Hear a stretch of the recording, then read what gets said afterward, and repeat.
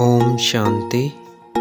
1/1/2024 सभी को happy new year. नए साल की बहुत बहुत शुभकामनाएं। आज की मुरली चिंतन और फिर मुरली विस्तार से। तो पहले आज की मुरली चिंतन। हम राज ऋषि हैं।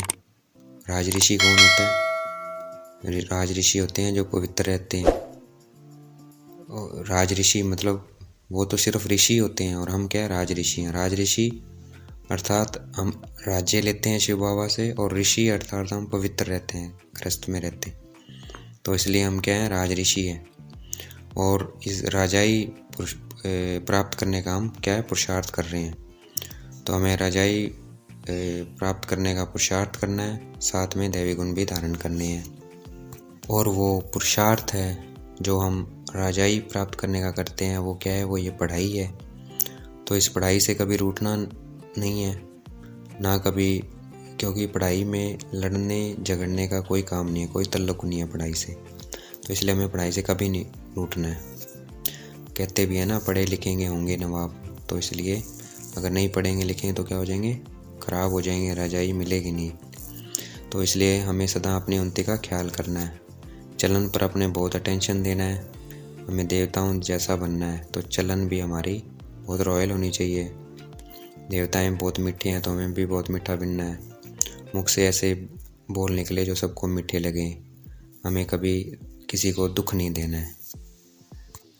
भक्ति में हमारी बुद्धि कितनी भटकती थी। कभी हनुमान जी के मंदिर में जा रहे हैं, कभी श्री राम जी के जा रहे हैं, कभी तीर्थों पर जा रहे हैं, कभी कहाँ जाते थे, कभी कहाँ जाते थे, कभी गुरु के पास जाते। तो अब क्या है? हमारी बुद्धि का भटकना बंद हो गया है।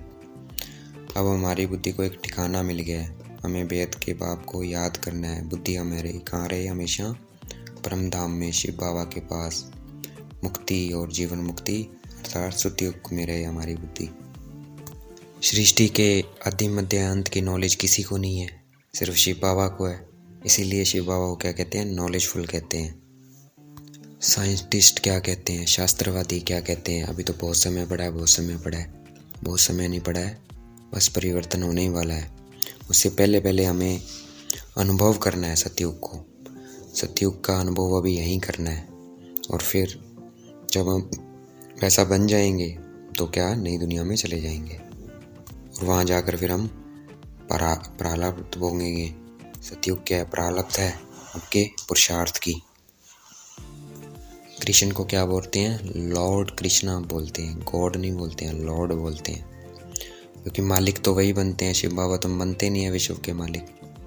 तो शिव बाबा को, भगवान को क्या बोलेंगे? गॉड बोलेंगे। लॉर्ड कभी नहीं बोलेंगे, गॉड फादर बोलेंगे। मंदिर में हम लक्ष्मी नारायण के, देवी देवताओं के चित्र देखते हैं। उनको ऐसा किसने बनाया था? उनको ऐसा शिव बाबा ने बनाया था, जो कि आज पूजे जाते हैं। तो हमें वैसा आप शिव बाबा बना रहे हैं, तो हमें पढ़ाई बड़े ध्यान से पढ़नी है। ये सृष्टि चक्कर घूमता रहता है, कभी एक ही युग नहीं रहता है। कलयुग है तो कलयुग ही नहीं रहेगा, कलयुग है तो फिर सतयुग आएगा, सतयुग के बाद फिर त्रेता, फिर द्वापर, फिर कलयुग, फिर संगम युग, फिर सतयुग। तो ये चक्कर ऐसे फिरता रहता है।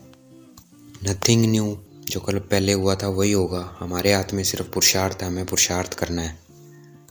जैसे सिलेबस होता है, सिलेबस का हमें पता होता है एग्ज़ाम से पहले ये सिलेबस आएगा। हमारे हाथ में क्या होता है? सिलेबस तो उसमें से ही आता है। हमारे हाथ में सिर्फ पुरुषार्थ होता है, मेहनत होती है कि हम फेल होंगे। वैसे ही ये क्या है? बाबा ने सारा कुछ बता दिया है। सृष्टि चक्कर ऐसे घूमता है, ये रिपीट होता रहता है, नथिंग न्यू। तो अब हमारे हाथ में क्या रह गया? सिर्फ पुरुषार्थ रह गया। हमें पुरुषार्थ करना है। सबसे अच्छा करैक्टर कहेंगे देवी देवताओं का। अभी किसी का अच्छा करैक्टर नहीं है, तो हमें अब अपना देवी देवताओं जैसा सबसे अच्छा करैक्टर बनाना है। घर पर रह कर भी हम बहुत अच्छी सर्विस कर सकते हैं, बहुत होशियार हो सकते हैं, सबसे आगे जा सकते हैं। जो सेंटर पे रहते हैं उनसे भी आगे जा सकते हैं। तो कभी ऐसे नहीं सोचना है कि हम समर्पित हो जाएं, या हम वो सेवा घर पर भी रह के कर सकते हैं और उनसे भी आगे निकल सकते हैं। क्योंकि गृहस्थियों के सामने सबसे ज़्यादा परिस्थितियाँ आती हैं, सबसे ज़्यादा पेपर आते हैं। जो सेंटर पर रहता है, घर से दूर रहता है, उसको इतना फेस नहीं करना पड़ता जितना गृहस्थियों को करना पड़ता है। तो इसलिए वो सबसे आगे जा सकते हैं। अगर हमारा ज्ञान और योग पूरा है तो हमारी कोई बेइज्जती नहीं कर सकता। अगर योग अच्छा नहीं होगा तो माया भी हमको थप्पड़ मार देगी। तो इसलिए ज्ञान योग में हमें नंबर 1 बनना है। अगर किसी को अपने साक्षात्कार करने हैं कि मैंने क्या बनना है, तो उसे अपने चलन से पता लग जाएगा। वो अपने चलन को देख के उसे पता लग जाएगा कि मैं क्या बनूंगा। तो चलन से, चाल चलन से ही साक्षात्कार होते हैं कि हम क्या बनेंगे। आज का वरदान है, चलते फिरते अपने द्वारा अष्ट शक्तियों की किरणों का अनुभव कराने वाले फरिश्ता रूप भव। फरिश्ता रूप कौन कहलाएगा? जो अपने चलते फिरते अपने अष्ट शक्तियों के किरणों का अनुभव कराएं। कौन सी अष्ट शक्तियाँ? बड़ी बात को छोटी करना, मिट्टी को बिंदी लगाना, सहन करना, ये समाने की शक्ति है, जिसमें परखने की शक्ति है, निर्णय करने की शक्ति है, सहयोग की शक्ति है, सामना करने की शक्ति है। तो ये शक्तियों का जो दूसरों को अनुभव कराएगा वो कौन है? फरिश्ता है। वो चलता फिरता फरिश्ता अनुभव होगा दूसरों को। आज का स्लोगन है, प्रत्यक्ष प्रमाण वह है जिसका हर कर्म सर्व को प्रेरणा देने वाला बने। तो हमारे कर्म ऐसे होने चाहिए दूसरों को प्रेरणा मिले उससे। अब मुरली विस्तार से 1/1/2024 प्रातः मुरली मधुबन।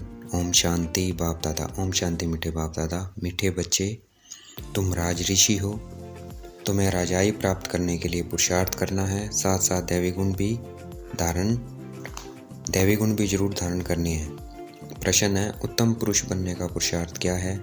किस बात पर बहुत अटेंशन चाहिए? उत्तर, उत्तम पुरुषार्थ बनना है तो पढ़ाई से कभी रूठना नहीं है। पढ़ाई से लड़ने झगड़ने का ताल्लुक नहीं है। पढ़ेंगे लिखेंगे होंगे नवाब, इसलिए सदा अपनी उन्नति का ख्याल रहे। चलन पर बहुत अटेंशन चाहिए। देवताओं जैसा बनना है तो चलन बड़ी रॉयल चाहिए। बहुत बहुत मीठा बनना है। मुख से ऐसे बोल निकले जो सबको मीठे लगे, किसी को दुख न हो। ओम शांति। मीठे मीठे रूहानी बच्चों प्रति बाप बैठ समझाते हैं और पूछते हैं कि आपकी बुद्धि का ठिकाना कहाँ है? मनुष्य की बुद्धि तो भटकती है, कभी कहाँ कभी कहाँ। बाप समझाते हैं, तुम्हारी बुद्धि का भटकना बंद। बुद्धि को एक ठिकाने लगाओ, वेद बाप को ही याद करो। यह तो रूहानी बच्चे जानते हैं। अब सारी दुनिया तमो प्रधान है, आत्मा ही सतो प्रधान थी, नंबरवार पुरुषार्थ अनुसार। अब तमो प्रधान बनी है, फिर बाप कहते हैं सतो प्रधान बनना है, इसलिए अपनी बुद्धि को बाप के साथ लगाओ। और वापस जाना है, और कोई को भी पता नहीं है कि हमको वापस घर जाना है। और कोई भी नहीं होगा जिसको डायरेक्शन मिलते हों कि बच्चे मुझे बाप को याद करो। कितनी सहज बात समझाते हैं, सिर्फ बाप को याद करो तो तुम्हारे विक्रम विनाश हो जाएंगे। और कोई ऐसे समझा न सके। बाप ही समझाते हैं, जिसमें प्रवेश किया है वह भी सुनते हैं। पतित से पावन बनने की और उस पर चलने की सबसे अच्छी मत बाप देते हैं। बाबा कहते हैं, बच्चे तुम ही सतो प्रधान थे, अब फिर बनना है। तुम ही आदि सनातन देवी देवता धर्म के थे, फिर 84 जन्म भोग कोड़ी मिसल बन पड़े हो। तुम हीरे मिसल थे, अब फिर बनना है। बाबा बहुत सिंपल बात सुनाते हैं कि अपने को आत्मा समझो। आत्माओं को ही वापस जाना है, शरीर तो नहीं जाएगा। बाप के पास खुशी से जाना है। बाप जो श्रीमत देते हैं उससे ही तुम श्रेष्ठ बनेंगे। पवित्र आत्माएं मूल वतन में जाकर फिर आएंगी तो नया शरीर लेंगी। यह तो निश्चय है ना, तो फिर वही तात लगी रहे। दैवी गुण भी धारण करने हैं तो बहुत फ़ायदा होगा। स्टूडेंट जो अच्छी पढ़ाई पढ़ते हैं वही उच्च पद पाते हैं। यह भी पढ़ाई है, तुम क्लब क्लब ऐसे पढ़ते हो, बाप भी क्लब क्लब ऐसे ही पढ़ाते हैं। जो टाइम पास हुआ वह ड्रामा अनुसार ही बाप की और बच्चों की एक्ट चली। बाबा राय तो ठीक देते हैं ना। बच्चे कहते हैं, बाबा हम आपको घड़ी घड़ी भूल जाते हैं। यही तो माया के तूफान है। माया दीवा बुझा देती है। बाप को क्षमा भी कहते हैं, सर्वशक्तिवान अथॉरिटी भी कहते हैं। जो भी वेद शास्त्र है सबका सार बतलाते हैं। वह नॉलेजफुल है, सृष्टि के आदि मध्य अंत को समझाते हैं। यह ब्रह्मा बाबा भी कहेंगे हम बच्चों को समझाते हैं। बाबा कहेंगे तुम बच्चों को समझाता हूँ। उसमें यह ब्रह्मा भी आ जाता है। इसमें मूंझने की बात नहीं है, बहुत सहज राजयोग है। तुम राज ऋषि हो। ऋषि पवित्र आत्मा को कहा जाता है। तुम्हारे जैसा ऋषि तो कोई हो न सके। आत्मा को ही ऋषि कहा जाता है, शरीर को नहीं कहेंगे। आत्मा है ऋषि, राज ऋषि। राज्य कहाँ से लेते हैं? बाप से। तो तुम बच्चों को कितनी खुशी रहनी चाहिए। हम शिव बाबा से राज्य भाग्य ले रहे हैं। बाप ने समृद्धि दिलाई है। तुम विश्व के मालिक थे, फिर पुनर्जन्म लेते लेते नीचे उतरते आए हो। देवताओं के चित्र भी है। मनुष्य समझते हैं यह ज्योति ज्योत समा गए। अब बाप ने समझाया है कि एक भी मनुष्य ज्योति ज्योत नहीं समाता है। कोई भी मनुष्य जीवन मुक्ति पा नहीं सकते हैं। तो सारे दिन अंदर में बच्चों के विचार चलने चाहिए। जितना याद में रहेंगे उतना खुशी होगी। पढ़ाई पढ़ाने वाला देखो कौन है। श्री कृष्ण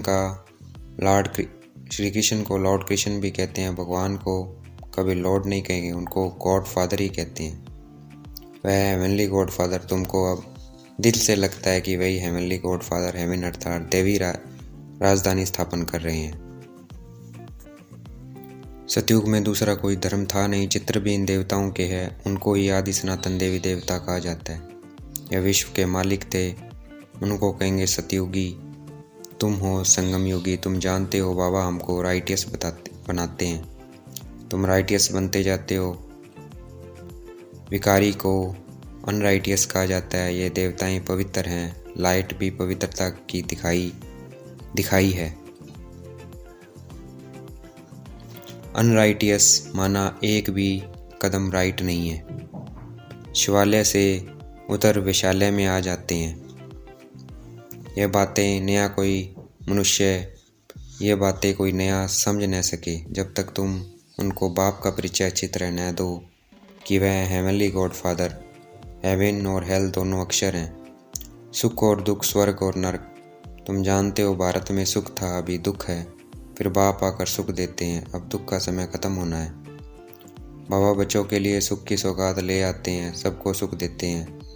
तब तो सब उनकी बंदगी करते हैं। सन्यासी उदासी भी तपस्या करते हैं। उनको भी कोई ना कोई आस जरूर रहती है। सतयुग में ऐसे कोई बात नहीं है। वहाँ और कोई धर्म वाले होते ही नहीं है। तुम तो अब पुरुषार्थ कर रहे हो नई दुनिया में जाने के लिए। जानते हो वह सुखधाम, वह शांतिधाम, यह दुखधाम। तुम अभी संगम पर हो। उत्तम पुरुष बनने के लिए पुरुषार्थ कर रहे हो। पुरुषार्थ बहुत अच्छी रीति करना है। पढ़ाई से कभी रूठना नहीं है। कोई से अनबनी होती है तो पढ़ाई नहीं छोड़नी चाहिए। पढ़ाई से लड़ने झगड़ने का ताल्लुक नहीं है। पढ़ेंगे लिखेंगे होंगे नवाब, लड़ेंगे झगड़ेंगे तो नवाब कैसे बनेंगे।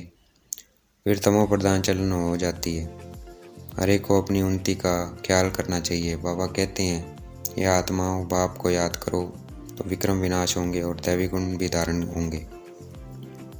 अगर लक्ष्मी नारायण जैसा बनना है तो बाप ने ही उनको भी ऐसा बनाया है। बाप कहते हैं तुम ही यह राज्य करते थे, अब फिर तुमको बनना है। राजयोग बाप संगम पर ही सिखाते हैं। तुम कल्प यह बनते हो, ऐसे नहीं सदैव कलयुग ही चलता रहेगा। कलयुग के बाद सतयुग की यह चक्कर फिरता है। ये चक्कर फिरता जरूर है।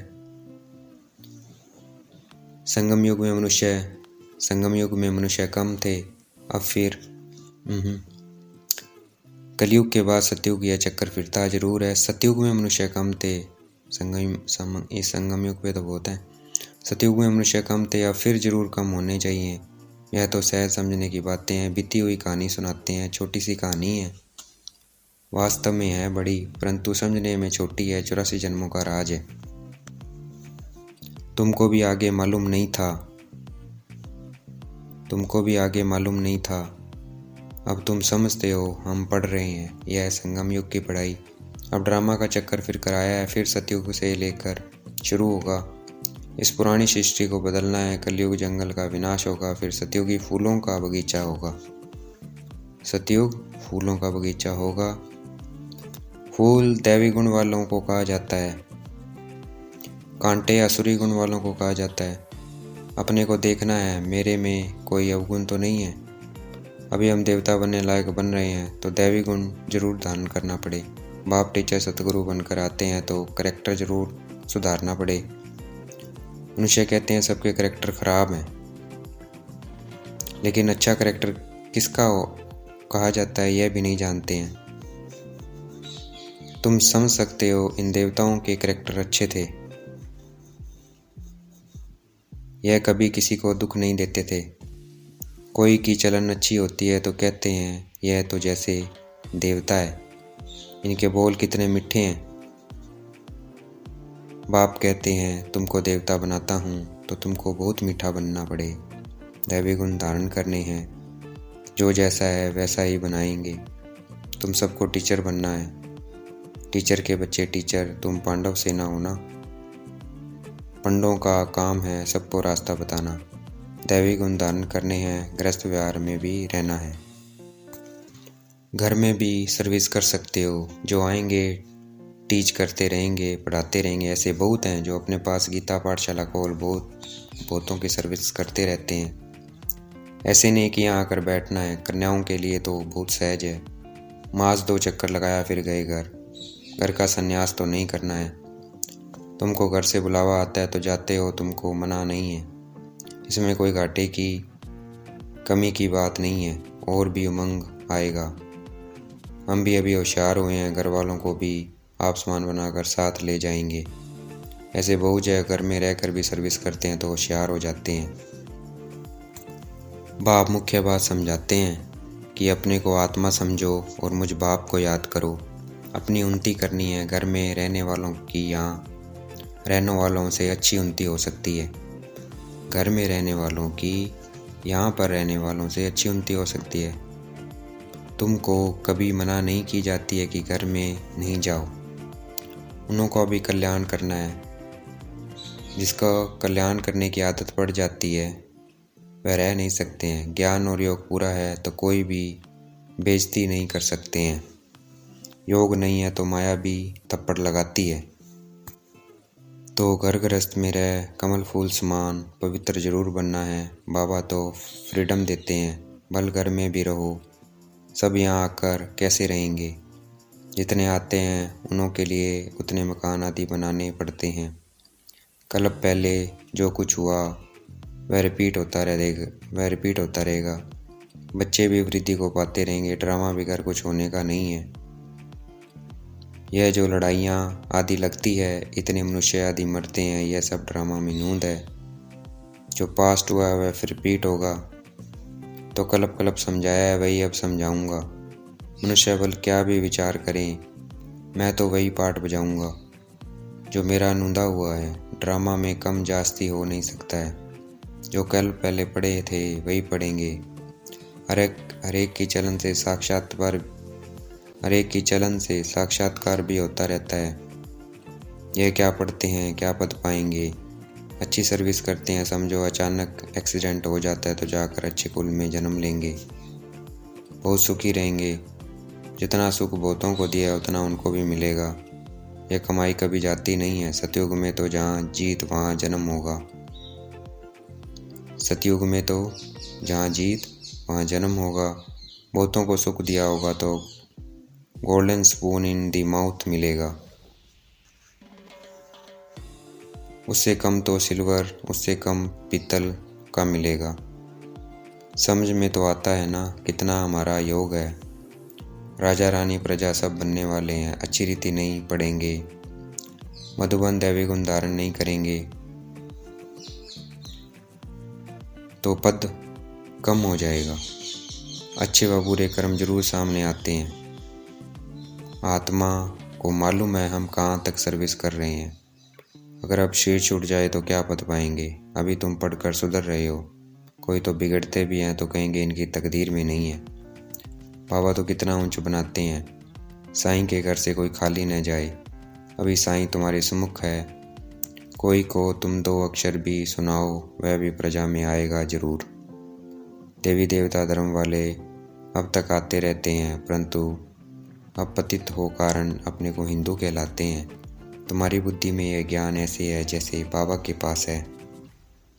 बाप ज्ञान का सागर है। बतलाते हैं हिस्ट्री ज्योग्राफी कैसे रिपीट होती है। टीचर भी स्टूडेंट की पढ़ाई से जान जाते हैं कि यह कितने मार्क्स में पास होंगे। हर एक खुद भी जानते हैं। कोई दैवी गुण में कच्चे हैं, कोई योग में कच्चे हैं, कोई ज्ञान में कच्चे हैं। कच्चे होने से नापास हो जाएंगे। ऐसे भी नहीं, आज कच्चे हैं कल पक्के नहीं हो सकते हैं। हेल्प करते रहेंगे, खुद भी फील करते हैं। हम जहाँ तहाँ से फेल हो जाते हैं, हम जहाँ तहाँ से फेल हो आते हैं। फलाने हमसे होशियार हैं, सीख कर होशियार भी हो सकते हैं। अगर दे अभिमान होगा तो फिर क्या सीख सकेंगे। मैं आत्मा हूँ यह तो एकदम पक्का कर दो। बाप ने स्मृति दिलाई है, बाप कहते हैं मुझे याद करो तो विक्रम विनाश होंगे, फिर दैवी गुण धारण होंगे। अपनी नमस देखनी है कि मैं कहाँ तक लायक बना हूँ। तुम अभी सृष्टि के आदि मध्य अंत का ज्ञान ले रहे हो। यह राजयोग की नॉलेज सिवाय बाप के कोई सिखला न सके। बच्चे सीखते जाते हैं, बच्चे पूछते हैं हमारे कुल के ब्राह्मण कितने हैं। यह पूरा पता कैसे पड़े, आते जाते रहते हैं, अभी नए नए भी निकलते रहते हैं। अच्छा देखेंगे बाप दादा याद प्यार दे रहे हैं, मीठे मीठे से गलते बच्चों प्रति। माता पिता बाप दादा का याद प्यार। गुड मॉर्निंग रूहानी बाप की रूहानी बच्चों को नमस्ते। हम रूहानी हम भी याद प्यार देंगे बाप दादा को। हम रूहानी बच्चों की रूहानी बाप दादा को दिल व जान शिकवा प्रेम से बेहद का याद प्यार और नमस्ते। धारणा के लिए मुख्य सार है, अपना दैवी करैक्टर बनाना है, दैवी गुण धारण कर अपना और सर्व का कल्याण करना है, सबको सुख देना है। सतो प्रधान बनने के लिए बुद्धि एक बाप से लगानी है, बुद्धि को भटकाना नहीं है। बाप समान टीचर बन सबको सही रास्ता बताना है। आज का वरदान है, देखेंगे बाप दादा ने मस्तक पे हाथ रखा वरदान दे रहे हैं। चलते फिरते अपने द्वारा अष्ट शक्तियों की किरणों का अनुभव कराने वाले फरिश्ता रूप भव। फरिश्ता रूप वही है जो चलते फिरते अपने अष्ट शक्तियों की किरणों का अनुभव कराए। जो बहुत कीमती मूल्यवान बेदाग डायमंड होता है, उसे लाइट के आगे रखो तो भिन्न भिन्न रंग दिखाई देते हैं। ऐसे जब आप फरिश्ता रूप बनेंगे तो आप द्वारा चलते फिरते अष्ट शक्तियों के किरणों की अनुभूति होगी। कोई को आपसे सहन शक्ति की फीलिंग आएगी, कोई को निर्णय करने की शक्ति की फीलिंग आएगी, कोई से क्या शक्तियों की फीलिंग आएगी। आज का स्लोगन है, प्रत्यक्ष प्रमाण वह है जिसका हर कर्म सर्व को प्रेरणा देने वाला है। प्रत्यक्ष प्रमाण वह है कि जिसका हर कर्म सर्व को प्रेरणा देने वाला हो। तो हमारा आज का स्लोगन रहेगा, हमारा हर कर्म दूसरों को प्रेरणा देने वाला हो। ऐसे कर्म करने हैं हमने। जनवरी 2024 अव्यक्त मास के लिए विशेष पुरुषार्थ के पॉइंट्स आए हैं। इस जनवरी मास में विशेष साइलेंस की अनुभूति करने तथा ब्रह्मा बाप समान डबल लाइट फरिश्ता बनने के लिए पुरुषार्थ के पॉइंट मुरली के नीचे लिख रहे हैं। ये पॉइंट जनवरी मास के पत्र पुष्प में भी रहेंगे। कृपया सभी ब्रह्मवत्स इसी अनुसार अटेंशन रख रोज एकांत में बैठ कम से कम 10 मिनट अव्यक्त साइलेंस का अनुभव अवश्य करें। तब पूरा ही दिन डबल लाइट फरिश्ता स्थिति में रहे। अपने श्रेष्ठ संकल्पों द्वारा इशारों से कारोबार करके अपने सेवा स्थानों को सूक्ष्म वतन बनाएं। बीच बीच में आपस में मिलकर इन पॉइंट्स पर गहरी रूह ध्यान करते हुए अनुभवों की लेन देन भी करें। हम सबकी यह डबल लाइट स्थिति तथा साइलेंस की गहरी अनुभूति ही परमात्मा प्रत्यक्षता के निमित्त बनेगी। अव्यक्त साइलेंस द्वारा डबल लाइट फरिश्ता स्थिति का अनुभव करो। संगम योग की विशेष शक्ति साइलेंस की शक्ति है। साइलेंस में रहने से डबल लाइट फरिश्ता स्थिति सहज बन जाती है। इस स्थिति में कोई भी कार्य का बोझ नहीं रहता है। इसके लिए कर्म करते बीच बीच में निराकारी और फरिश्ता स्वरूप की ड्रिल करते रहो। कौन सी ड्रिल करनी है हमें? निराकारी मतलब परम धाम में मैं आत्मा निराकार थी, वो स्थिति, और फरिश्ता लाइट का शरीर, बिल्कुल सूक्ष्म शरीर, ड्रिल करते रहना है। जैसे ब्रह्मा बाप को साकार रूप में देखा, सदा डबल लाइट रहे। साइलेंस की स्थिति द्वारा सेकंड में बच्चों को नज़र से निहाल किया। ऐसे फॉलो फादर करो तो सहज ही बाप समान बन जाएंगे।